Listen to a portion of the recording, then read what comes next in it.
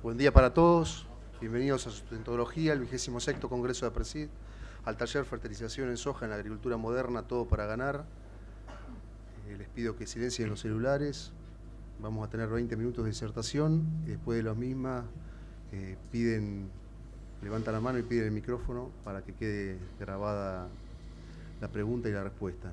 Mi nombre es Bernardo Romano, socio de la Regional Bragado Chivilcoy de APRESID. Les presento a Martín Díaz Zorita, reconocido ingeniero agrónomo del Grupo Los Yuyeros, egresado de la Universidad de La Pampa, magíster en Ciencias Agrícolas de la Universidad del Sur y doctor en Ciencias del Suelo de la Universidad de Kentucky de 2001. Especializado en el desarrollo de sistemas agropecuarios sustentables y en el diseño de estrategias de manejo eficiente de nutrientes. En la actualidad lidera el desarrollo de tecnologías aplicadas sobre semillas para Monsanto en América del Sur y coordina el Comité de Técnico de Fertilizar AC. Producto de sus investigaciones ha editado varios libros y artículos científicos. Bueno, adelante Martín. Bien, muchísimas gracias por la presentación y muchas gracias a los madrugadores que me acompañan hoy. Esto es un taller, así que a engrasarse las manos, vamos a trabajar todos juntos. Yo me voy a quedar sentado ahí, ustedes charlan y cuando llega la hora aplaudimos todos. ¿Les parece bien? ¿Listo? ¿Preparados para ganar? Hoy queríamos conversar con ustedes sobre una temática recurrente. Venimos hablando todos los años de nutricultivos y, casualidad, la soja es uno de nuestros cultivos. ¿Alguno de ustedes lo sembró alguna vez este cultivo, esta leguminosa, en algún lote? ¿Lo conocen o quieren que hablemos de la fisiología del cultivo? ¿La conocen? Estamos hablando de soja. Hoy soja, voy a ir derecho a la conclusión. La fertilización es la práctica que va a ayudar en la agricultura de hoy para que el cultivo sea sustentable, rentable y nos ayude a ganar a todos. Sepamos por qué y ahora vamos a ir transitando el por qué.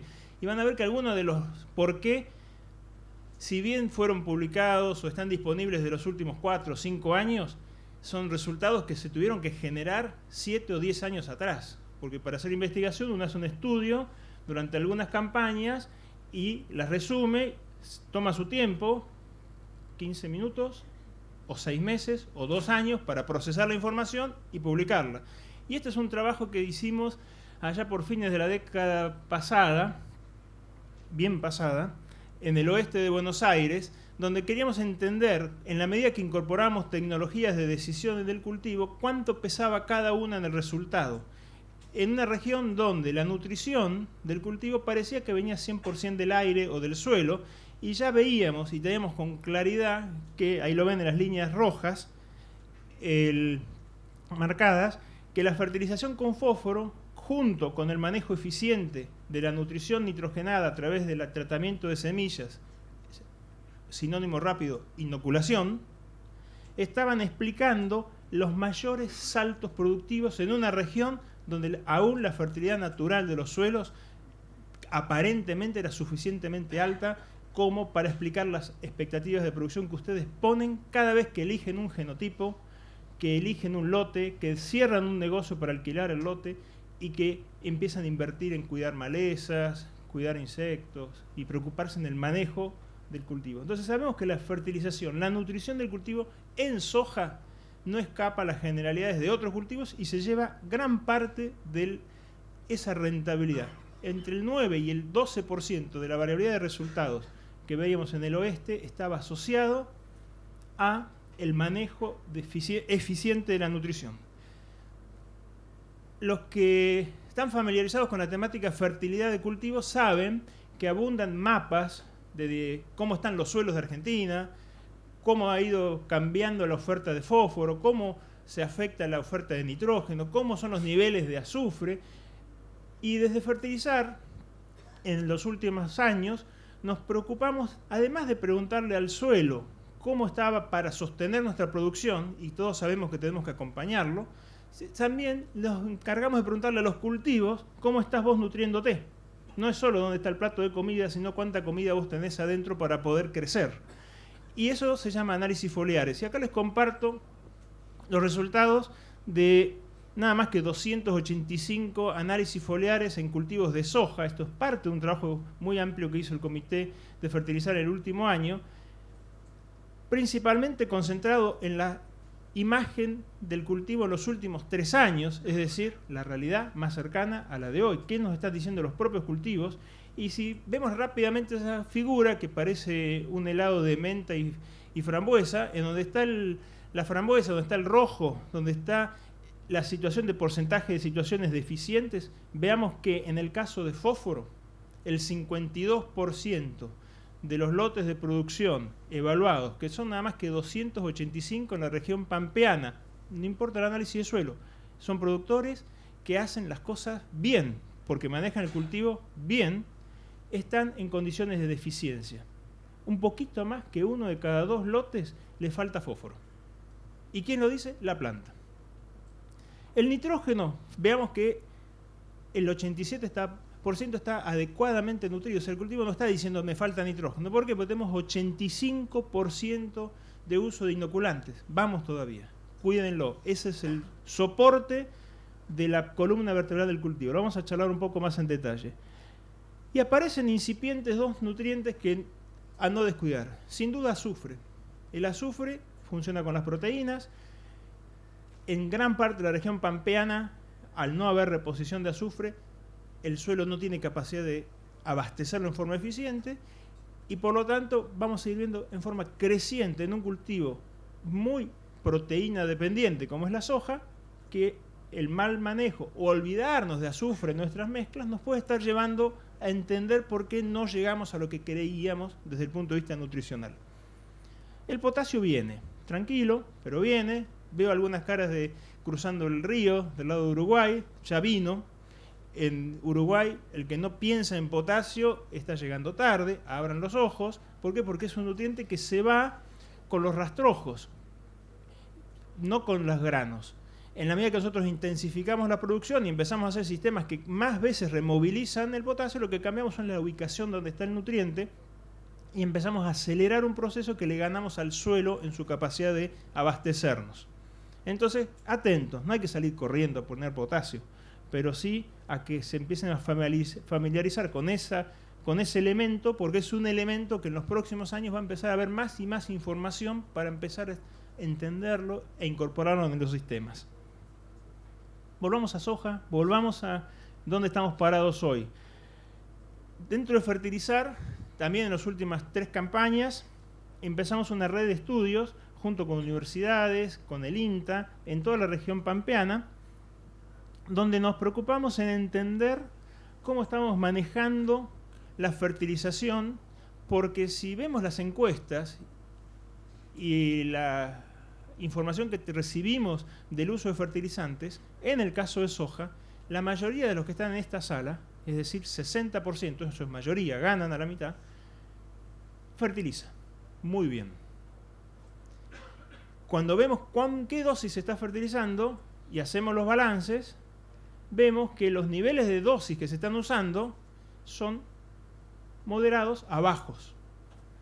Entonces, hacemos el primer paso bien, pero no vemos la respuesta. Entonces la respuesta es, me parece que todavía la práctica no funciona. ¿Qué hicimos en fertilizar? Chequeamos esa situación y tenemos para distintos cultivos 4 tratamientos que estamos estudiando acá. Ustedes los pueden ver ahí, con control sin fertilizar, es decir, qué me da el suelo, la fertilización promedio, de acuerdo a la información de cada región, con qué dosis se está manejando ese cultivo.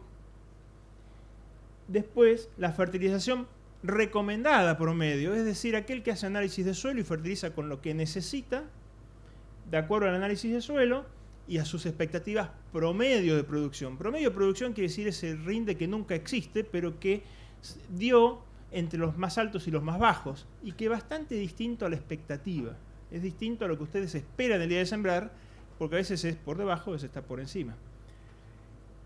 Y el tratamiento de fertilización es el completo. Acá, olvidémonos qué nutriente, qué resultado tengo del análisis de suelo. Además del análisis de suelo, complementemos con todos los nutrientes que hagan falta, fósforo, potasio, azufre, microelementos. Es decir, los nutrientes no tienen que ser un problema, no estarían dando el testigo positivo. Si alguno caminó por los stands, había una empresa que mostraba plantas y decía testigo. Ese testigo positivo que nos dice, cuando no faltan nutrientes, así tiene que estar tu cultivo, eso es lo que tratamos de representar acá. ¿Y en soja qué vimos? Línea roja, soja de primera, soja de segunda. La práctica promedio que se usa en soja en Argentina para todos los que están acompañando un manejo de la fertilización es insuficiente. En promedio no desempata con el que no la usa. ¿Y qué es lo que ustedes perciben? Che, la soja no responde, ¿para qué voy a estar fertilizando? ¿Sí? Si incorporamos el análisis de suelo y ajustamos a una expectativa promedio de producción, empiezan las líneas verdes. ¿La ven? La primera flecha verde nos dice, sea soja de primera, sea soja de segunda, hay un salto en la producción. Y ese salto de producción, que tiene contemplado una relación insumo-producto, una información de diagnóstico, un posicionamiento y conocimiento del lote, es mejorable aún, porque todavía los nutrientes están en una brecha de producción más que significativo. ¿Lo pueden ver? ¿Ven el seguimiento de las...?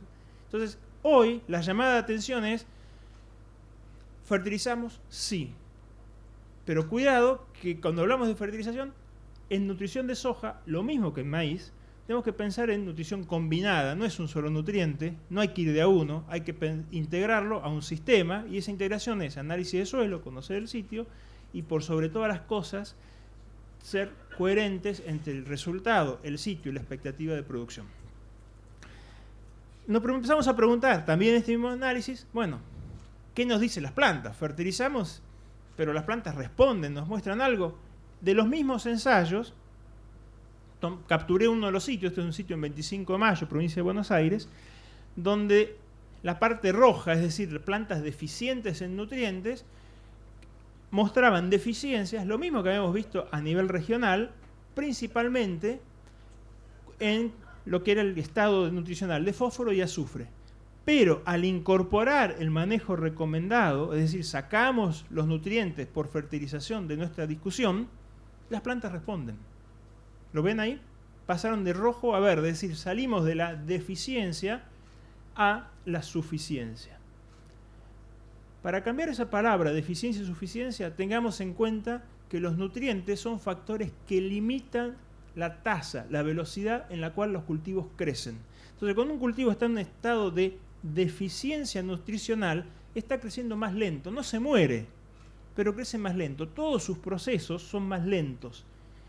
Y fisiológicamente, a pesar de que yo le había dicho que no íbamos a hablar de fisiología de cultivos, sepamos que el número de granos y el tamaño del grano, que es donde vamos a hacer el rendimiento, se define por una sola variable: la velocidad de crecimiento.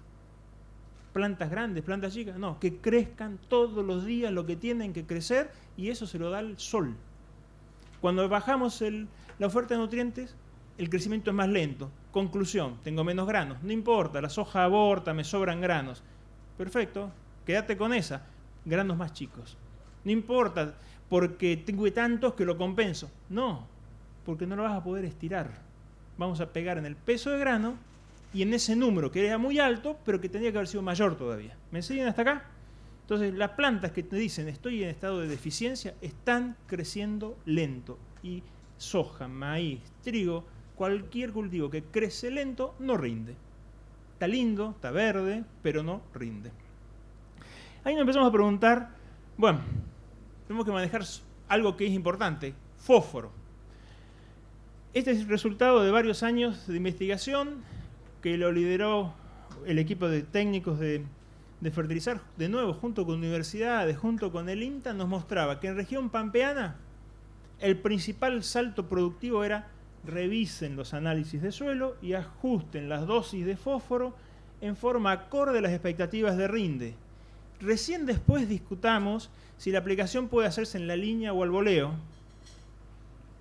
Si es al voleo, discutamos si lo podemos hacer en el momento de la siembra 3, 6 o 9 meses antes.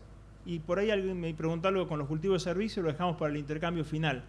Pero sí sepamos que la primera respuesta es: ¿qué expectativa de producción tengo? Ajustar las dosis y después planteemos la estrategia. Y no planteemos la estrategia sin saber la dosis que tengo que plantear. La mejor de todos los escenarios era la combinación. ¿Por qué? Porque estamos cubriendo las expectativas del suelo junto con las expectativas del cultivo. Fíjense la línea verde oscura, que es la que nos dice: presten la atención al fósforo.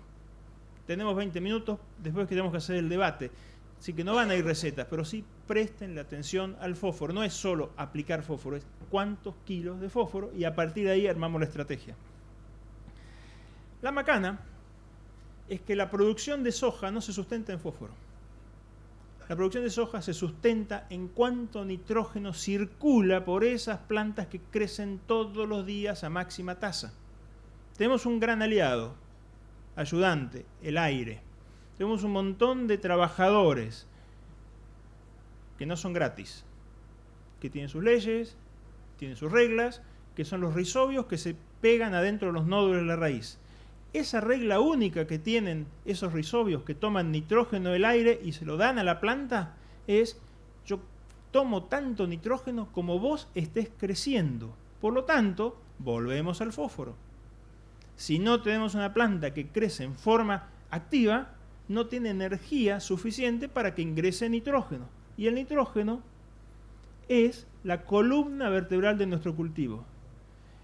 ¿Hay que inocular? ¿No hay que inocular? Lo vamos a ver.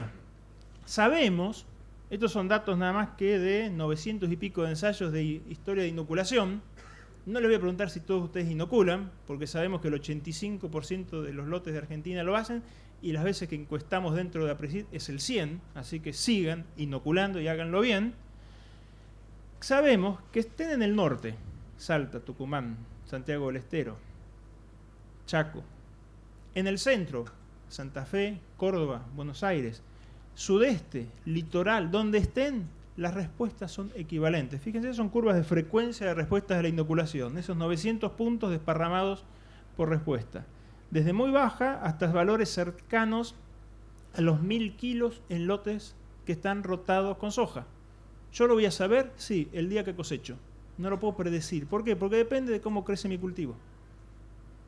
Depende de mi demanda y de mi crecimiento. Pero lo importante es que vemos que es una práctica consistente en todas las regiones y que está ligada a la capacidad que tiene el cultivo de crecer, nuestra habilidad de hacerlo crecer. Y que como somos agrónomos lo queremos hacer crecer y por lo tanto esa práctica funciona en forma directa y positiva aportándole al sistema. ¿Dónde está el cuello de botella de hoy de la práctica de inoculación? Es decir, de la bomba de nitrógeno que le aporta crecimiento al cultivo durante todo su ciclo, y veamos la soja como una fábrica de proteínas, no una fábrica de materia seca, y la proteína es nitrógeno. ¿Dónde está el cuello de botella? El cuello de botella pasa por acá. Pasa por la calidad en la aplicación del proceso de ese inoculante. La calidad de un proceso de inoculación no es qué producto uso, y es parecido a lo que charlamos de fósforo. Primero tengo que definir cómo voy a manejar el tratamiento de inoculación, es decir, cómo voy a incorporar esos rizobios a mi cultivo, a mi sistema, y a partir de ahí tomar decisiones de calidad. Esas decisiones de calidad es qué tipo de producto voy a estar usando. No son todos iguales. ¿Por qué? Porque algunos están diseñados para aplicar a la siembra, sin fungicidas, otros están diseñados para aplicar anticipado un día, 2 días, un mes, dependiendo de las formulaciones. Otros están diseñados para usar combinaciones con químicos, otros están diseñados para aplicaciones en el surco. Cada uno tiene su porqué. Y el punto de inicio está en el sistema de producción que ustedes tienen. No está en el producto. El producto no me condiciona. Yo condiciono al producto cuando defino cómo voy a manejar mi proceso de inoculación. Este trabajo lo hicimos hace varios años, en 2015, no es tanto, donde usamos exactamente el mismo producto, pero bajo 3 circunstancias diferentes de manejo. Una es, no lo usemos, veamos qué pasa si no inoculamos. La segunda es, entreguemos este producto al usuario común, digámosle que haga la aplicación como lo hace normalmente, y a la par vamos a hacer la aplicación de acuerdo a la condición ideal para ese producto, es decir, bajo qué condiciones se aplica, cuánto tiempo de preinoculado, cuánto tiempo de mezclado, cómo se guarda la semilla, cómo se hace la operación de siembra. ¿Me siguen? ¿Dónde ven la gran diferencia? ¿Qué dice la columna verde? ¿Le fue mal o le fue bien? Muy bien. ¿Y cómo le fue a la columna rosa comparada con la columna azul. Empató. ¿Sí? No es la sensación, che, los inoculantes no responden. No, el que no responde es el operario. No el operario que mezcla, el que diseñó la estrategia. Porque hoy el cuello de botella es cuando yo uso el procedimiento inadecuado, dejo de ver lo que yo estoy buscando.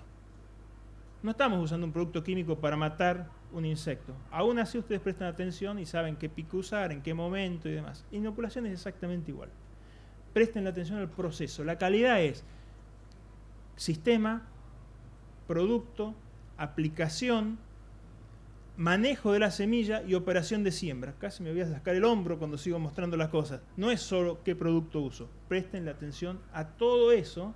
Si hay alguien de empresa de inoculantes, le estoy complicando la vida, porque no es solo el producto. ¿Cuánto te respondió? Pregunten todo eso. Porque puede responder 0 o la columna verde. ¿Sí? Y cuando decimos profesional no es un tratamiento que lo hace solo un laboratorista, es profesionales ustedes mismos como profesionales interpretando el sistema de producción en el que trabajan y usando las prácticas recomendadas para que eso funcione en esas condiciones y no en otras. ¿Bien? Yo cuando me duele la cabeza tomo aspirina, no tomo un antiácido, porque son dos lugares distintos. Acá es lo mismo. Se llaman los dos remedios, pero uno va para una cosa y otro va para otra.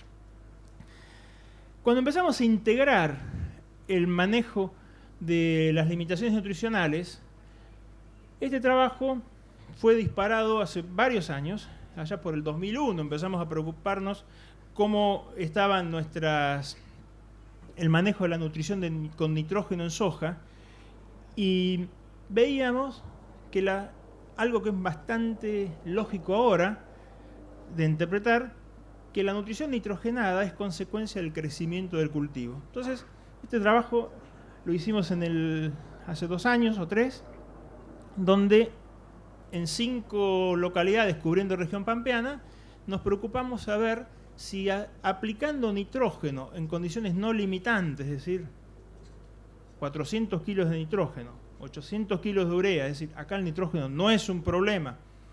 Cuando empieza el crecimiento más grande de la planta, en R1, o cuando estamos muy cerca de terminar el llenado de grano, R5, podíamos mejorar la producción.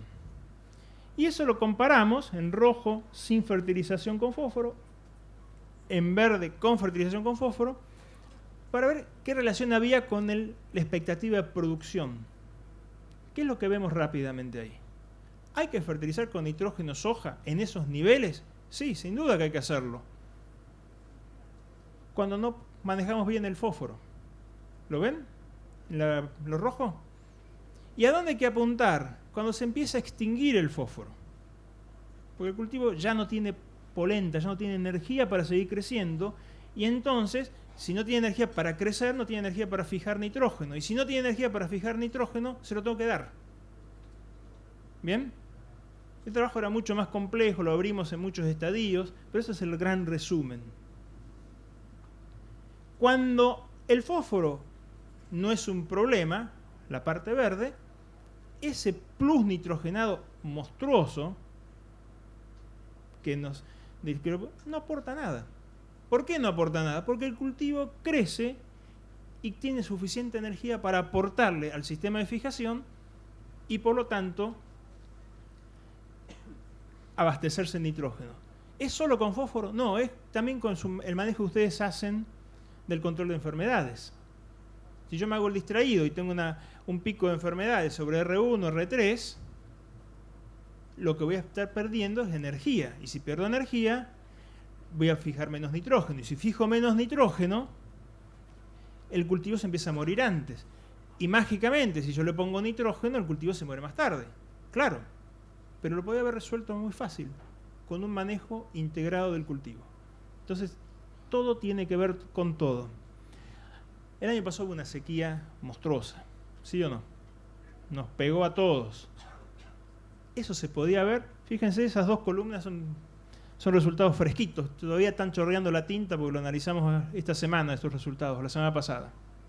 Chivilcoy y Saladillo. Siembras de primera, bien de agua. Siembras de segunda, pésimo de agua, 800 kilos, no llegamos a 800 kilos en el mejor de los casos. ¿Dónde se ven los 2 primeros saltos importantes? Cuando hay crecimiento normal, en las columnas verdes, inoculación. El resto acompaña. El fósforo sustenta. En el segundo, ¿dónde pegó el salto? En el fósforo. Porque el cultivo estaba bajo un estrés tan grande que no tenía capacidad de explorar el suelo. Y lo poquito que pudimos hacer es cuando corregimos bien el fósforo. Volvamos a pensar integralmente. No estamos, el fósforo es mejor que el nitrógeno. Es todo en un paquete y el dueño de la repartija se llama soja, que él decide. Tomo del aire, tomo del suelo, crezco, freno. Pero si no le damos los recursos, magia no hace. Y no se compensan, se complementan. No quiero robar la presentación, pero los invito a que 11 y monedas, Andrés va a estar presentando resultados en otros cultivos sobre este mismo estudio. Lo que vimos en soja, que está marcado en verde, lo vimos también en maíz, temprano, en cebada. Hay una brecha que en el caso particular de soja está explicada entre un 15 y entre un 10 y un 15% de los rendimientos que podríamos alcanzar. Ese es donde nos vamos a mover. Pero sepamos que esa brecha ahora no es una casualidad que ocurrió en estos sitios, es prácticamente generalizada en todas las regiones. 20 años atrás, cuando empecé a trabajar y cuando me presentaban, cuando empecé a ir al campo, era difícil y éramos gasoil dependientes buscando dónde hacíamos un ensayo para ver algo. Ahora es al revés. Todos los lotes encontramos la posibilidad de brecha por falta de nutrientes. Yo les propongo que cuando hablamos de esta temática, pensando que queremos ganar y vamos a ganar, pensemos primero en la naturaleza. La naturaleza, aunque hablemos de cultivos modernos, y los cultivos modernos tienen mucho que ver con la naturaleza, busca maximizar permanentemente el uso de los recursos productivos. Uno de esos recursos son los nutrientes. Y la eficiencia pasa por darle la posibilidad que accedan. No para reducir su acceso porque son muy eficientes, sino al revés. Démosle las herramientas para que decidan ser eficientes y puedan crecer en forma sustentable. Pensemos en nutrición combinada. No es nitrógeno o fósforo.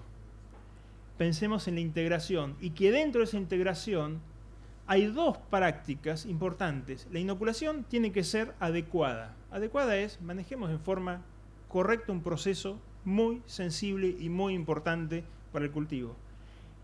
Y fertilización, manejémoslo en forma adecuada.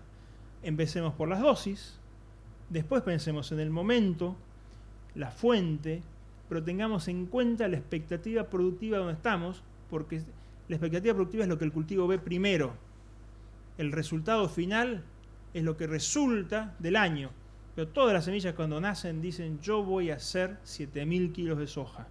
Después se da cuenta que no puede. En algunas regiones se da cuenta muy rápido, en otras lo tenemos que ayudar para que se dé cuenta que no va a llegar, pero no la ayudemos a que no rinda poniéndole un techo en su capacidad de acceder a los nutrientes.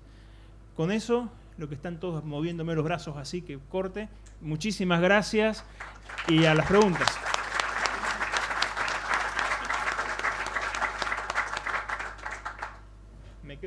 ¿Me quedo acá o voy para allá? Me tengo que ir para allá.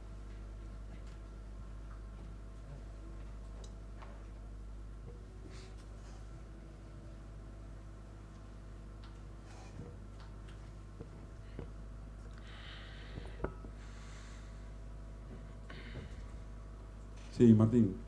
La pregunta que yo te quiero hacer es un escenario de un cultivo de servicio con posterior soja, una fertilización de fósforo, ¿cómo ayuda o cómo acompaña la misma? ¿Y en qué dosis o cómo podría ser?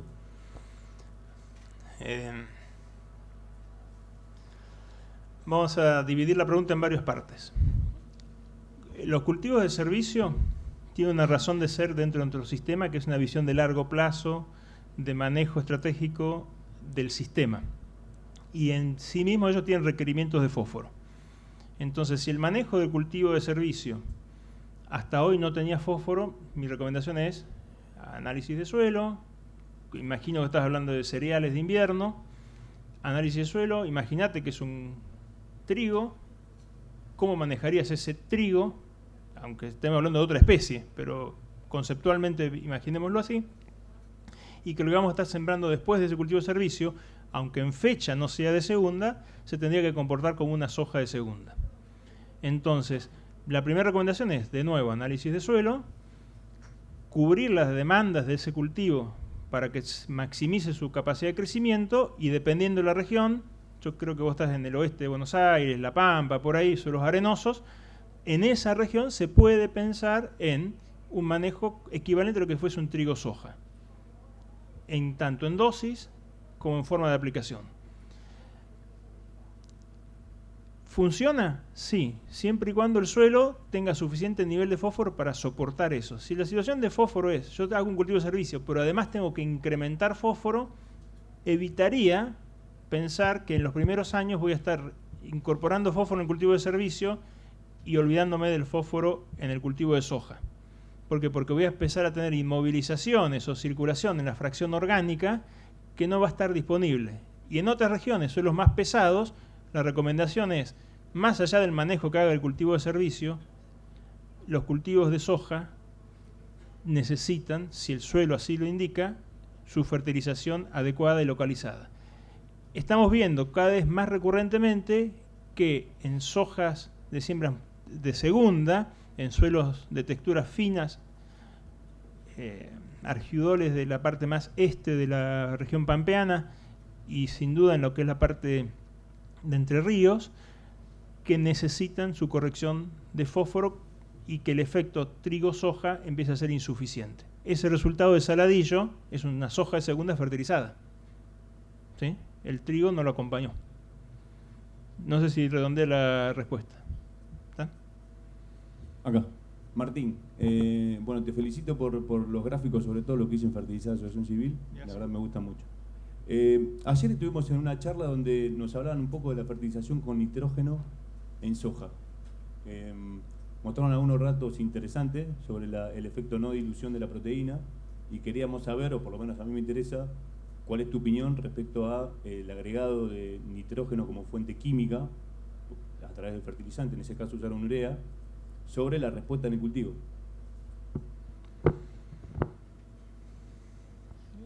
¿Hablas de respuesta en kilos o hablas de respuesta en el bolsillo o en el ambiente? En kilos. Si hicimos las cosas mal, es decir, el cultivo en algún momento empezó a frenar su crecimiento y ese crecimiento se frenó significativamente, principalmente cerca de floración, van a encontrar respuestas a la fertilización, sin duda. Pero lo voy a enganchar con otra cosa. Tengan atado un banco al lado, porque yo les dije un banco de plata, no un banco para sentarse, porque esas respuestas las van a ver si aplican en forma eficiente de entre 400 y 450 kilos de nitrógeno, algo así como 800 a 1000 kilos de urea. Si quieren ir a bautizar la soja con 40, 80 kilos de N, van a seguir gastando planta y ahí no van a mover el rinde. O sea, acordémonos que la soja necesita 80 kilos de nitrógeno para hacer una tonelada de grano en el grano, pero circula dentro de su cultivo algo así como 107 o 110. Entonces son números grandes con eficiencias en esos cálculos del 100%. O sea, hay que tener en cuenta que urea aplicado en ese momento tiene una eficiencia del 50, 60%, así que ahí está donde empieza a aumentar las dosis. Redondeo.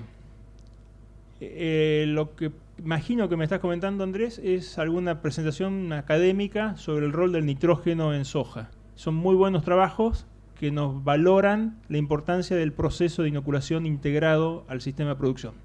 Porque nos está diciendo el nitrógeno es muy importante, el cultivo desde afuera no se puede subsidiar en forma eficiente por plata o por logística, porque son trabajos que se aplica nitrógeno todas las semanas en cómodas cuotas y se les riega para que le entre el nitrógeno y que la planta transpire y lo incorpore.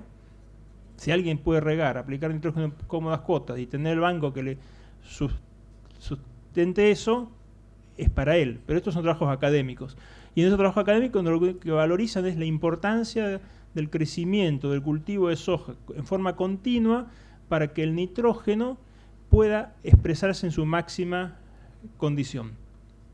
En esta audiencia yo les recomendaría, eviten pensar que van a poder salvarse fertilizando con nitrógeno, porque hay otras herramientas antes que la van a poder hacer, y cuidado siéntense a sacar la cuenta de cuántos kilos, en qué momento y qué condición lo van a poder incorporar.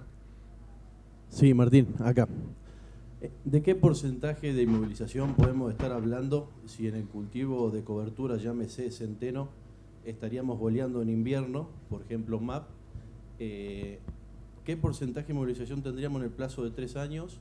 Y con respecto al fósforo total y al fósforo disponible, ¿cómo sería para tratar de llevar la mayor parte posible hacia el fósforo disponible?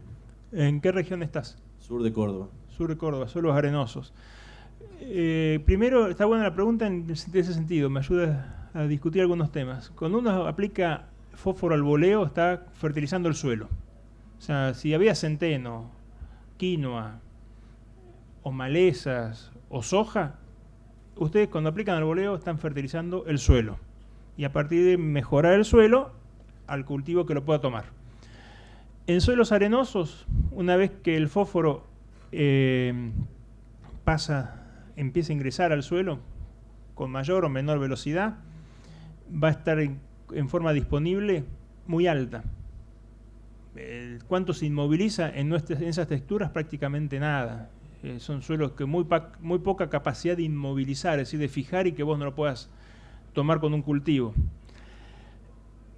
Cuando vos decías cómo puedo enriquecer, la cuenta más rápida es para enriquecer en una parte por millón, aplicando al boleo en suelos arenosos, tienen que pensar en el rango de, ya están algunos tomando nota, después las facturas al fondo, no, cuidado con las notas, pero tengan en cuenta que en promedio en suelos arenosos hay que aplicar entre 9 y 10 kilos de fósforo, 9 por 5, 45 kilos de fertilizante por cada parte por millón que ustedes quieren aumentar en promedio en aplicaciones al boleo en suelos arenosos. Por eso, cuando hablamos de una estrategia eficiente que quiero dar de comer a la planta, no al suelo, vamos a aplicar en la línea. Porque la cantidad de suelo que yo tengo que reaccionar es menor. Y estoy más cerca de que la planta se lo lleve. Y eso son 3 veces menos. ¿Sí? Tenemos que mirar un objetivo de largo plazo, como dijiste vos, 3 años. Ayuda, porque cuando ustedes sacan la cuenta de 9 kilos de fósforo, 45 kilos de fertilizante promedio por cada parte por millón que ustedes quieren ir mejorando, muy pocos van a hacer una aplicación de 500 kilos de fertilizante de una, entonces les permite trabajar en forma escalonada. Esa forma escalonada es una muy buena estrategia, siempre y cuando no se confundan en pasarle la factura a alguno de los cultivos. Ustedes están corrigiendo el suelo para el sistema que le toque. Entonces, acá hablen con el financiero, díganle, mira, en el margen bruto acá no me vas a poner cuánto puse de fertilizante, porque esto va a los costos de estructura. Esto es como la tranquera del campo, la necesito. Yo necesito el fósforo. No se lo cobres a la soja, no se lo cobres al centeno, ¿sí? Porque es parte de mi decisión de sistema. Hecho eso, manejen la fertilización del suelo. Y la del cultivo va por otro lado. ¿Está? Gracias.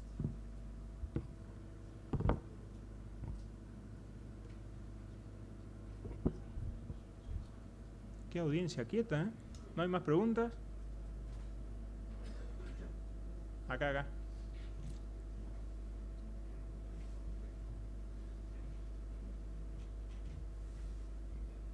Sí, buen día. ¿Qué opinión te merece los fertilizantes convencionales a los microcapsulados en la línea? ¿Estás hablando de fósforo? Sí, fósforo. Fósforo, sí.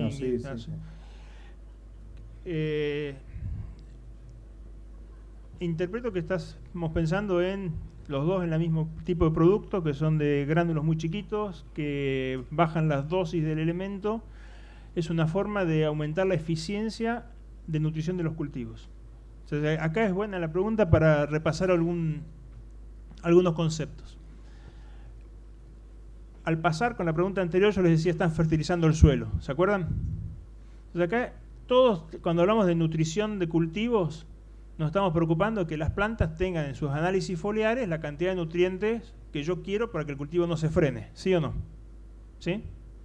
El suelo es un aliado mío. Si está en el suelo, me ahorro algunos kilos de fertilizante porque se lo voy a ir a tomar al suelo. Pero si no está en el suelo, tengo que preocuparme en que lo tenga. Y eso es nutrir el cultivo. Entonces, todas estas herramientas nuevas de máxima eficiencia, cuando buscan la máxima eficiencia, lo que están buscando es cómo hago mejor el acceso de ese nutriente a ese cultivo en ese momento. Entonces, ¿qué opinión tengo con respecto a estos microencapsulados, microgranulados o disminución en los tamaños de fósforo? Que es una muy buena herramienta para poder lograr máximas eficiencias de nutrición, que en el caso particular de soja tienen una extinción, es decir, una contribución muy fuerte en la etapa temprana. O sea, si mi suelo está muy pobre, lo que voy a estar es teniendo cultivos que crecen en forma muy activa en la etapa inicial. Los resultados que he visto con esas tecnologías funcionan muy positivamente en el efecto de arranque, de inicio, de crecimiento de la raíz, de formación de nódulos, es decir, prepara una planta muy buena para ir a pedir recursos en floración y llenado, y que hay que tener precaución, porque si el suelo no tiene esos recursos, es posible que esté metiéndome en un problema, porque la hago crecer, me la creo, y después no tiene de dónde sacarlo. Entonces, si están pensando en uso para complementar una etapa inicial de arranque, donde necesito máxima eficiencia, funciona muy bien. Y en caso de soja, cuidado, que el análisis de suelo me va a decir si mi lote tiene suficiente combustible para acompañar esa condición de arranque favorable. ¿Está?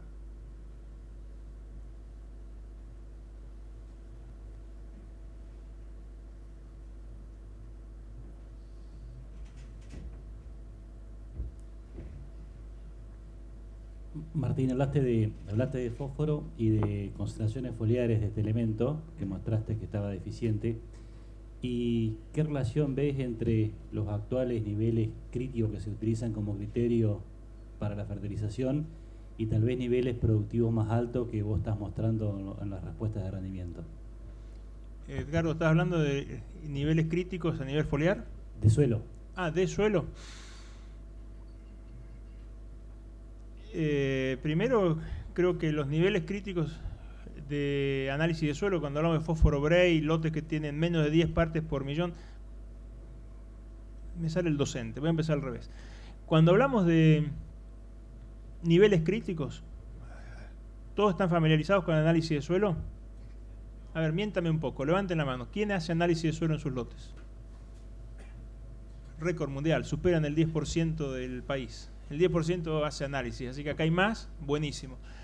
Cuando ustedes hacen análisis de suelo y piden, decime cuánto fósforo hay, en realidad están diciendo el laboratorio, decime cuánto fósforo podés extraer, sacar de esta muestra con un juguito, una mezcla y una energía particular. Que le inventó dos señores, Bray y Kurtz, hace lejos y hace tiempo, que les permitió separar situaciones donde era muy frecuente que cuando corregían con fósforo los cultivos crecían mejor, de aquellos que cuando corregían con fósforo el cultivo ni se daba cuenta porque tenía.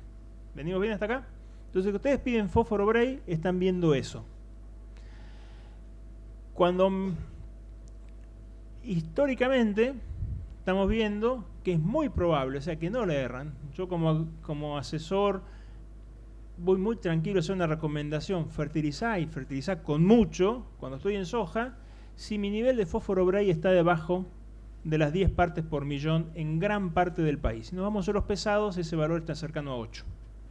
Pero redondeemos. Si tengo menos de 10, el número histórico, vamos tranquilos.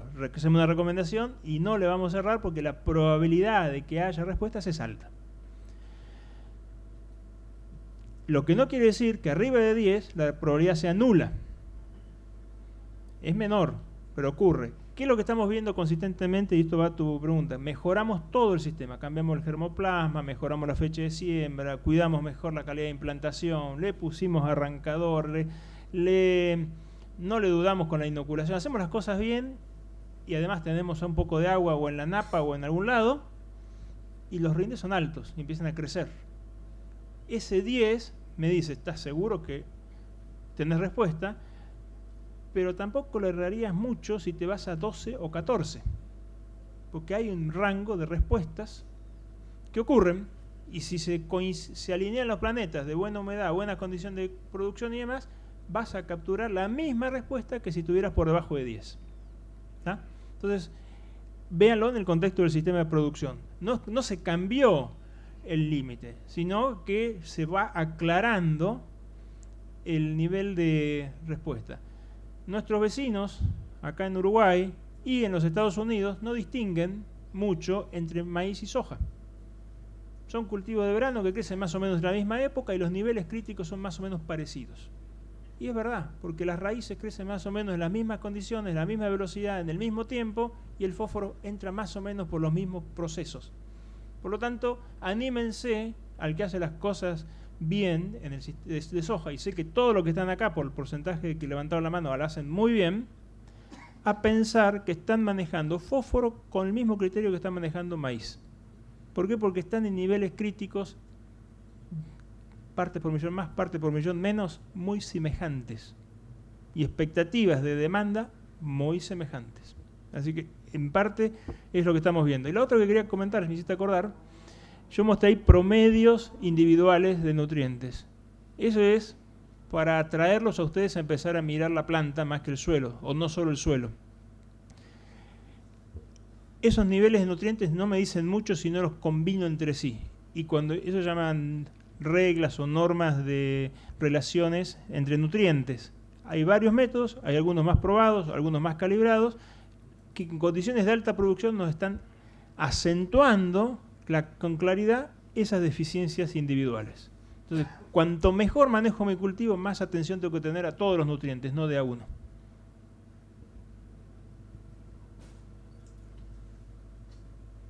Acá. Martín, estos últimos años en el sudeste de Córdoba, en un ciclo húmedo y con napas, hemos llegado a niveles de rendimiento casi en los potenciales, que lo vimos ayer en una charla, ¿no? 6.000 kilos. No hemos ajustado micronutrientes y estamos viendo que el tema nitrógeno no pasa por ser externo, sino que tiene que ser propiamente de la planta. Estamos en los techos, es un cultivo, se genera su propio, digamos, como el nitrógeno, como el nutriente macro que estoy entendiendo que vos decís que es el que limita los rendimientos.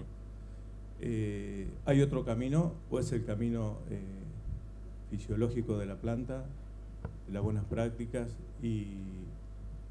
o ya estamos en los techos? Digamos, estamos tocando los potenciales. ¿Tocando potencial en rinde o en capacidad de tomar nitrógeno? En la capacidad de tomar nitrógeno. A menos que cambiemos la especie y en lugar de llamarse soja y leguminosa se llame maíz u otro cultivo, está siempre en el techo. Y no es o sea, ponerle más nitrógeno no vas a aumentar rinde si el proceso no estuvo afectado. Lo que sí estamos viendo es que la construcción del rendimiento desde el nitrógeno no es desde el momento de máxima demanda, sino que empieza antes. O sea, si uno genera un sacrificio en tasa de crecimiento inicial, total la soja compensa, total la soja aborta flores, el total ese que decimos muchas veces desde la siembra hasta mitad de enero, está feo pero total después se acomoda, ahí es donde estamos sacrificando la tasa de eficiencia de formación de nitrógeno posterior. O sea, si nosotros nos dormimos en las tasas de crecimiento iniciales, que lo podemos hacer, es una estrategia, ponemos en riesgo la nutrición posterior. Cuando la nutrición desde el inicio no se ve limitada, el cultivo está diseñado fisiológicamente para abastecer su propia demanda. ¿Por qué? Porque tiene capacidad de traslocación y esa traslocación no inhibe la fijación. Entonces no tenemos que tenerle miedo que un cultivo de soja esté muy saludable en etapas tempranas y esté repleto de nitrógeno si lo fijó, porque él mismo sabe que eso lo va a usar. El problema es que si yo sobrefertilizo en la etapa inicial con nitrógeno, inhibo el proceso de fijación posterior. Entonces voy a tener nitrógeno y la planta no lo va a movilizar. ¿Por qué? Porque no tiene la demanda posterior del sistema para hacerlo. ¿Me siguieron hasta acá? Nos metimos a hablar de fisiología bastante complicada. Son las mega discusiones que tengo con los fisiólogos, porque la fisiología de soja vista sin el ciclo de nitrógeno claro es a pensar en maíz y no pensar en soja. Última pregunta. Prometo ser breve. Sí, buen día. Zinc en soja. ¿Qué niveles son deficientes en suelo? ¿Cómo lo aplico y qué fuentes? Bien. Zinc en soja es el micronutriente que se viene para el cultivo en gran parte de la región pampeana.